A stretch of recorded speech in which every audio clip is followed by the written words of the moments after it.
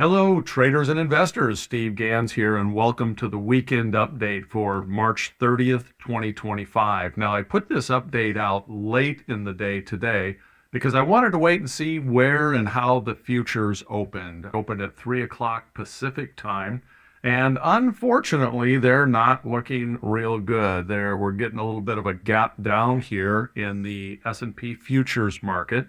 Now, that doesn't mean a great deal yet today. We need to see where things end up tomorrow as far as the open of the stock market. But right now, we are getting a gap down in the futures, which is never a good thing after a huge sell-off like we had there over the last few days.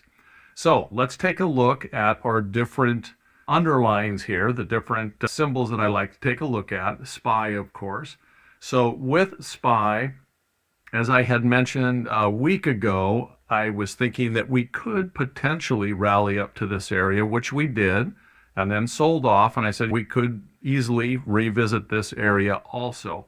Right now, with the future selling off a little bit, we're probably about halfway to that point, that 550 or so range on the SPY. And we're going to have to see if that holds. That's going to be a pretty significant area. We did notice that on Friday down here, if we look at volume, the volume was up fairly considerably. So when you have a big down day and the volume on that down day is also up, that many times can lead us to more down moves. So let's just walk through our different symbols here. Of course, that's the SPY. This is the VIX. Now, VIX didn't pop, quite frankly, as much as I would have thought for as much as the day was off. I would have expected VIX to be maybe up in here somewhere. So that's going to be something to keep an eye on tomorrow as well, as to whether or not VIX escalates further or not. And we'll take a look at the Qs.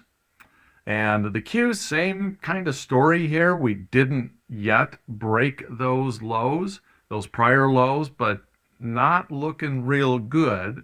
We also had an increase in volume on that, essentially 3 big down days in a row.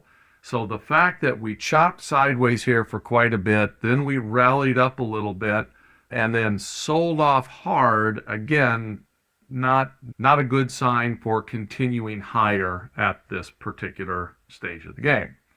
Then we look at the VIX for the Qs, and we can see that is up a little bit higher. Still, again, I would have thought it might have been a little higher yet based on Friday's action and the volume involved with Friday's action. And we'll see what Monday brings here, if the VIX subsides a little bit or not.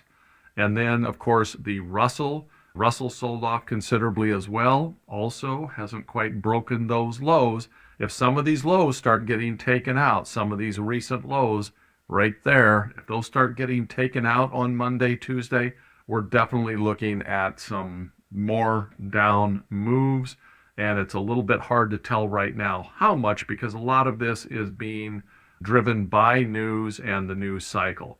Then we'll look at the volatility here in the Russell. Also, again, didn't really pop up as much as I would have thought. So the fact that volatility hasn't spiked considerably is something that leads us a little bit the other direction. Maybe it's telling us, yeah, there was a sell-off based on some news events, but people are taking it in stride. They're not rushing out and buying massive amounts of insurance on their portfolios. It is that insurance buying, the buying of puts, that impacts this volatility readings and forces those volatility numbers up. That's really what happens in that. It's a measurement of the fear in the market and the number of people that are going out and hedging their positions. So let's just come take a quick look too at SPX. That's going to largely mirror SPY, but just by way of seeing where might we go if we do take these out. I think our next line in the sand is going to be that support resistance line at around the 5,400 mark. And again, if we take that out, I think that 5,400 is very much in play at that point. And then we'll have to see what happens there, if that does in fact hold or not. Right now, I'm leaning more bearish in the current market condition, and particularly since the futures are opening down a little bit as well. Now, if you like this sort of content, if this is of interest to you, please subscribe, give me a thumbs up. Also, feel free to ask any questions in the comments area. I make sure that I look at all of those as well. So thanks so much for stopping by.